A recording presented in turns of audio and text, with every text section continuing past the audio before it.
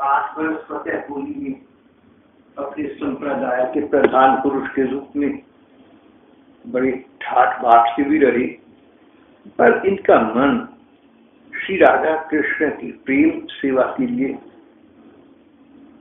लालायित रहता था। अपने लक्ष्य को न भूले, बहुत समाज सुधार के काम किए, धर्म की प्रचार के लिए, धर्म के प्रसार के लिए बहुत कुछ किया, बहुत लोगों से मिली, बड़ा संप्रदाय हो गया, देश का बड़ा नाम हो गया, लेकिन सब होते सुहाते इनका मन लगा नहीं। मन चाहता था कि मैं किसी प्रकार श्री राधा कृष्ण के परिकर में सम्मिलित हो जाऊं, मैं उनकी सखी बन जाऊं, मैं उनकी सेविका बन जाऊं, मैं उन्हीं की सेवा करूं, मैं उनकी नित्य सेवा में संयुक्त हो जाऊं।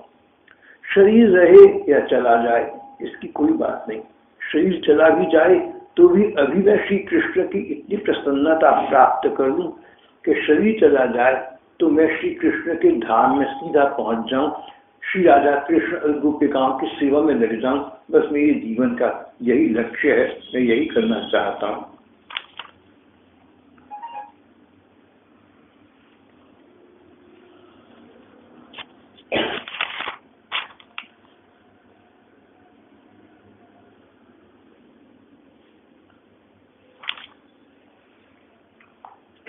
उन्होंने एक बार एक अपनी कविता में इस प्रकार का स्पष्ट परिचय दे दिया। आस पास बहु कुंज हैं, बीच लाल का धाम। आस पास बहुत से कुंज निकुंज हैं, बाग बगीचे हैं, और उनके बीच में लाल जी का, श्री कृष्ण का, नंद लाला का धाम उनका स्थान है। बाग बगीचों के बीच श्री कृष्ण विराज रहे हैं। चरण दास को दीजिए सखियन में विश्राम। जहाँ श्री कृष्ण के साथ इतनी अनेक सखियां हैं, वहाँ उनके बीच मुझे भी उनकी सेवा के लिए स्थान प्राप्त हो जाए, ऐसा मैं चाहता हूँ। लगता है कि उनको भाव नयनों से श्री कृष्ण का दर्शन हो गया था। श्री कृष्ण सखियां उनको दिखे, कुंज निकुंज के बीच विहार करते दिखे, और उनकी लालसा श्री कृष्ण की सेवा में रहने की और भी अधिक प्रबल हो गई, अभिलाषा तीव्र होती गई। दिल्ली की फतेहपुरी के आश्रम में रहते 5 वर्ष हो गए थे, पर अब लगता था कि सब छोड़ छाड़ कर मैं श्री राधा कृष्ण की चरण शरण ग्रहण करूं। एक दिन वहां का सारा सामान लुटा दिया, सेवकों को, नौकरों चाकरों को बर्खास्त कर दिया। केवल एक चूल्हा, टोपी और मृगछाला लेकर वृंदावन की ओर चल ही पड़े। वृंदावन पहुंचे, वहां के लताओं को और वृक्षों देखकर इनको भाव का आवेश हो गया, नयनों में जल भर आया। कभी लताओं से लिपट जाते, रुदन करने लगते, कभी वृक्षों से लिपट जाते, नृत्य करने लगते, कभी वृंदावन के रज में, यमुना के पास के रेतीले मैदान में लूट-फूट होने लगते, कभी कातर स्वर से, कभी कणुकंठ से श्री राधा कृष्ण से प्रार्थना करने लगते, तुम्हारे रूप लुभानी हो हे ठाकुर, हे ठकुराई, मैं तुम्हारे रूप पर लुभाया हुआ हूँ, मोहित हो चुका हूँ। जाति बरन कुल खोए के भई प्रेम दीवानी हो, मैंने अपनी जाति खो दी, अपना वर्ण खो दिया, अपना कुल खो दिया। न मैं ब्राह्मण रहा, न मैं क्षत्रिय वैश्य रहा, न मैं किसी प्रकार के वर्ण का सदस्य रहा। बस इतना जानता हूँ कि मैं तुम्हारा हो गया, भाई प्रेम दीवानी हो, तुम्हारी प्रेम में मैं पागल हो गया हूँ। खान पान सुधि सब गई, खाने पीने की सुधि समाप्त हो गई। खाने पीने के समय हो जाता है, पर खाने पीने की वृत्ति नहीं जागृत होती, इच्छा नहीं होती। खान पान सुधि सब गई और अकबक बानी हो, और मेरी वाणी ऐसी हो गई कि क्या कहते कहते क्या कह देता हूँ अपने को पता नहीं चलता। पता नहीं मुंह से क्या निकलने लगता है, मैं क्या सोचता हूँ, क्या कह बैठता हूँ। अपनी वाणी पर मुझे स्वयं अपने को विश्वास नहीं रहा। तुम्हारी चरण कमल मन मेरू रहो लिपटानी हो। बस अब तो ये रह गया कि तुम्हारे चरणों में मैं लिपटा रहूं। सुंदर मूर्ति मोहिनी मेरी नयन समानी हो। तुम्हारी सुंदर मोहिनी मूर्ति मेरे नयन में समा गई है और समाई रहे। तुम बिन चैन नहीं दिन राती, न दिन में न रात में तुम्हारे बिना चैन मिलता है।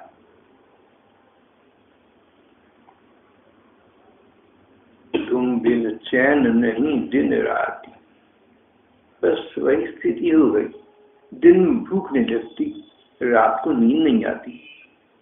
तुम्हारा विचार आता रहता है, सो नहीं पाता, खा नहीं पाता, सब कुछ भूला रहता हूँ, सब खोया खोया सा रहता है। जीवन बहुत खाली सा हो गया, रिक्त सा हो गया। तुम बिन चैन नहीं दिन राती सुनी पिया जानी हूँ। मेरे प्यारे प्रियतम, मेरे मन की बात सुन लो। दरस दिखाओ सांवरे जब ही ऐसे रानी हो। देखो, जब तक तुम्हारी प्रत्यक्ष दर्शन इन आंखों को प्राप्त नहीं होंगे तब तक मेरे मन को चैन न मिलेगा। सुख देवो दुख सब हरो काहे बिसरानी हो। अब तो मेरे दुखों का हर दुख है तुम्हारे न मिलने का। प्यारे कृष्ण, तुम्हारे न मिलने से मेरा मन बड़ा कष्ट पाता रहता है। इस दुख को तुम हर दो और मुझे सुख प्रदान कर दो। अपने मिलन का संग सुख प्रदान करो। काहे बिसरानी हूँ, भला तुम मुझे बिसराई क्यों बैठे हो? तुमने मेरा विस्मरण क्यों कर दिया? तुम मुझे भूल क्यों गए? चरणदास ये सखी तिहारी मिल जा छानी हो। चरणदास जी कहते हैं कि तुम्हारी ये सखी जब तक तुमसे नहीं मिलेगी इसकी खलक ललक बनी रहेगी। अब तो इसको अपने चरणों में सदा सदा के लिए स्थान दे ही दो। श्यामचरण दास जी ने श्री कृष्ण की खोज में व्रज के वनों में उपवनों में बहुत भ्रमण किया, बहुत घूमे, पर श्री कृष्ण के दर्शन न हुए। जो चाह सो हुआ नहीं। बहुत घूमे फिरे, बहुत मंदिरों में गए, बहुत आश्रमों में गए, बहुत भजन स्थलियों में गए, लेकिन श्री कृष्ण का साक्षात्कार न हो सका।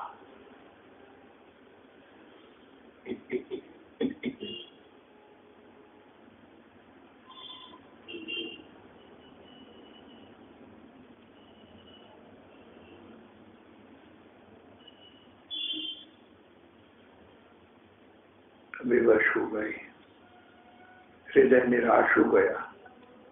सदा कृष्ण व्रज में रही मोही मिलत है नानी। प्यारे श्याम सुंदर, वृंदावन में तो तुम्हारा नित्य निवास है, भला मुझे मिलते क्यों नहीं? मैं अपने प्रियतम के देश में आ गया, पता है तो यहीं पर है, पर उनसे मिलना न हुआ। लहर महर कब हूँ करें आनी गहें मोरी बाई। कब तुम मेरे पर कृपा करके ऐसा साधोगे कि तुम्हारी गली में, मेरी गली में तुम्हारी बाहें हों, तुम मुझे कंठ लगा लो, तुम मुझे हृदय से लगा लो। ऐसा समय कब आएगा? ऐसा सुंदर सुसमय कब आएगा?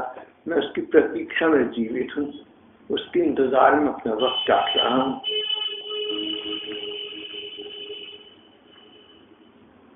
रोते धोते और कभी अपने भाव का स्मरण करते करते कुंज कुंजों में घूमती रही, बाग बगीचों में घूमती रही, वे वन उपवनों में घूमती रही, और इस प्रकार घूमते फिरते अंततः वृंदावन की एक प्रसिद्ध स्थली में पहुंचे जिसका नाम सेवा कुंज है।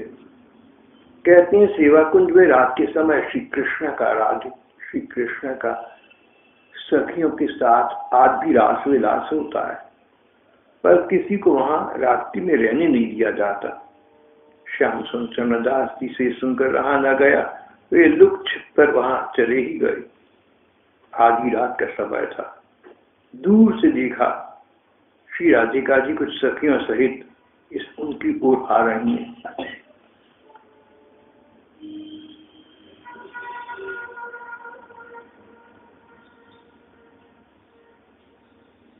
श्री कृष्ण इनके बीच विराज रहे थे।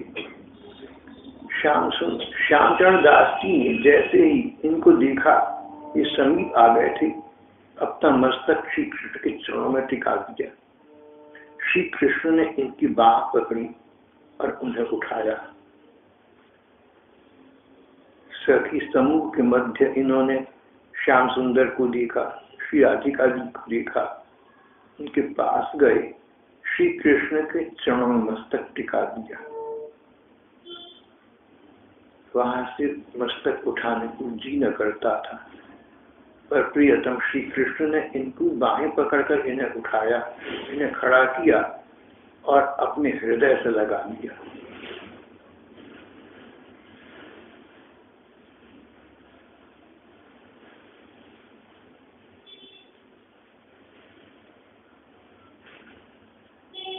श्री कृष्ण अचानक बोले, चंद्रदास तुम आ गए, तुमने अच्छा किया।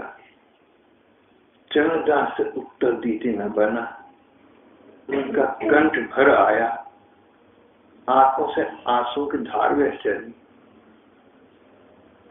श्री कृष्ण ने अपनी पीतांबर से स्वयं उनके आंसू पोंछे, फिर बोले, चरणदास धैर्य धारण करो, अपने मन की कुछ बात कहो। चरणदास कुछ क्षण मौन रही, मूक रही, बोल न सके। फिर बोल पड़े, प्रभु आपके दर्शन प्राप्त हो गए, मैं धन्य हो गया, अब और क्या कहूँ, मन की बात तुम जानते हो। भगवान अब मुझे अपने चरणों में सदा सदा के लिए रखना। प्रभु ने कहा, चरणदास देखो, तुमने बहुत कुछ किया, पर प्रेमा भक्ति का प्रचार तो नहीं किया, मुख्य उद्देश्य तो यही था। अब मेरी इच्छा समझकर, मेरे आज्ञा मानकर तुम ये काम कर दो। अब तुम भक्ति करो करवाओ, पापी जीवन पार लगाओ। चरणदास तुम्हें मेरे दर्शन तो हो ही गए हैं, तुम तो सिद्ध पुरुष हो गए हो। अब तुम ऐसा करो, कुछ देर के लिए वापस संसार में चले जाओ, वहां जाकर तुम प्रेमा भक्ति का प्रचार करो। भक्ति तो कई प्रकार की है। कष्ट से मुक्ति पाने के लिए भगवान का भजन करें तो भक्ति होगी, आर्त भक्ति। किसी कामना की पूर्ति के लिए भगवान को पुकारती तो भक्ति है। अर्थार्थी भक्ति से गीता में कहा है। लेकिन जो भक्ति का सर्वोत्तम रूप है वो है ज्ञान से भक्ति। ये बात समझना कि संसार निस्सार है, इसके कष्ट, इसके सुख, इसके दुख सब कर्मों का फल है, कटकर स्वयं समाप्त हो जाएंगे। दुखों के निवारण के लिए या सुखों की प्राप्ति के लिए भगवान से कहना कुछ हर्ज नहीं है, पर ये तो अगर तुम न कहो तो भी कर्म समाप्त होने पर स्वयं कटकर नष्ट हो जाएंगे। ज्ञानी व्यक्ति उसे कहते हैं जो इस सिद्धांत को, इस बात को समझता है, और इसलिए भगवान से प्रार्थना करता है कि भगवान मुझे अपने चरण में प्रेम प्रदान करो। मैं तुमसे कुछ नहीं चाहता, बस इतना चाहता हूँ तो मेरी पात्रता अपात्रता का विचार न करो, मेरी योग्यता अयोग्यता को न देखो, मैं जैसा हूँ वैसे को तुम अंगीकार कर लो। अगर तुम्हें मेरे में कोई कमी लगती है, उस कमी को तुम स्वयं पूरा कर दो।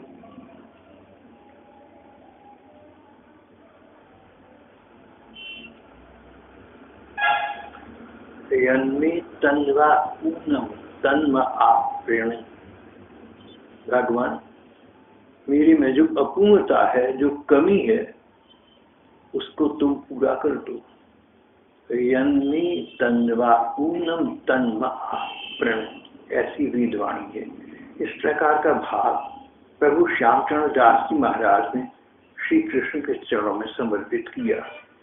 श्री कृष्ण बोले, ठीक है, पर तुम अभी प्रेमा भक्ति का प्रचार करो, बिना किसी कामना के श्री भगवान को चाहना, इसको कहते हैं प्रेमा भक्ति। तो हमारी जो कहावतें हैं कि लव इज ब्लाइंड, प्रेम अंधा होता है, उस बात को पूरा पूरा भगवान पर लागू होना।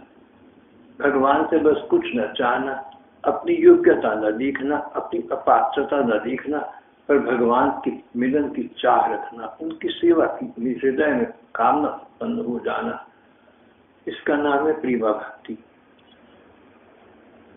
श्यामचरण दास जी महाराज से भगवान ने कहा कि श्यामचरण, मेरा कहना मानकर तुम प्रेमा भक्ति का प्रचार करो, लोगों को बताओ कि मेरे प्रति सहज स्नेह का भाव रखें, मेरे प्रति नैसर्गिक प्रेम रखें, न तो मेरे से कुछ मांगे दुनिया की कामना और न कुछ अन्य मांगे कष्ट की निवृत्ति। ये तो आते हैं चले जाते हैं, ये टिका नहीं करते। पर ऐसे कुछ लोग हो सकते हैं जिनके संस्कार जाग जाए और जो मुझ भगवान को भगवान ही के लिए प्यार करें और चाहें। इस मत का, इस सिद्धांत का तुम जन सामान्य में प्रतिपादन करो। अब तुम भक्ति करो, करवाओ, खुद भी करो, दूसरों से भी करवाओ, पापी जीवन पार लगाओ। इनके बिना ये जीवन पापमय है, इससे तुम लोगों निस्तारा करो। चरणदास को रोना आ गया, तुमको छोड़ कहाँ अब जाऊं, जुदा हो तो ही मैं मर जाऊं। भगवान क्या कह रहे हो? पहला तुम्हें पाने के बाद कोई तो संसार में वापस जाना चाह सकता है, इससे तो मर जाना अच्छा है। तुमको छाणी कहाँ अब जाऊं, तुम्हें छोड़कर भला मैं कहाँ जाऊंगा।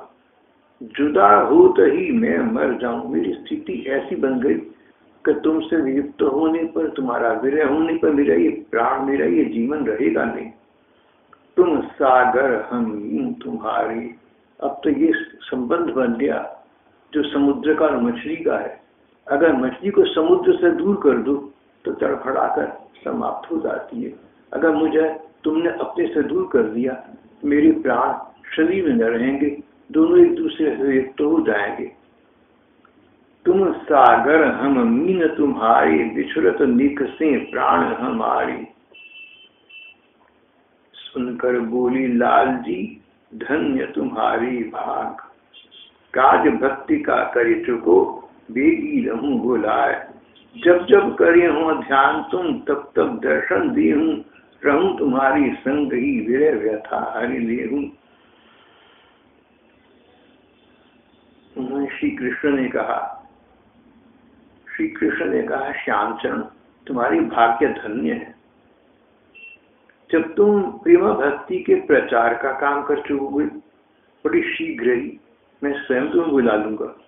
इसके अतिरिक्त जब जब तुम आंखें मीच कर मेरा ध्यान करके मेरा आवाहन करोगे, मैं तुम्हें तब तक दर्शन दे दूंगा। मैं सदा तुम्हारी संग डोलूंगा और तुम्हारी विरह की व्यथा को स्वयं हर लूंगा। मेरा कहना मानकर तुम अभी कुछ दिन संसार में और टिके रहो और प्रेमा भक्ति का प्रचार करो।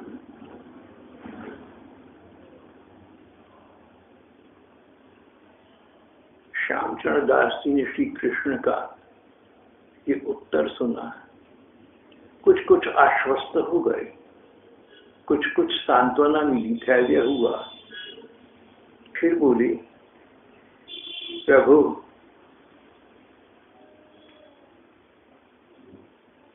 आपकी बात का अर्थ ये हुआ कि कुछ समय मुझे संसार में रहना पड़ेगा।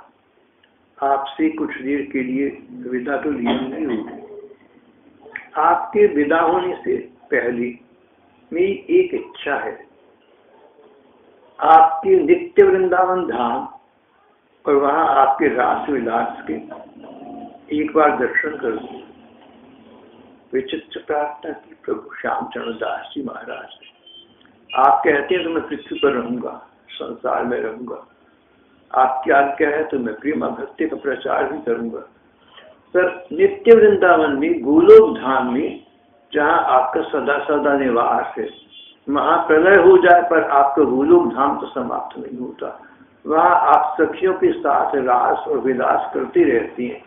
एक बार वहाँ की मुझे ऐसी झलक दिखा दो जिससे मुझे मेरा स्थान कहाँ ये पता लग जाए।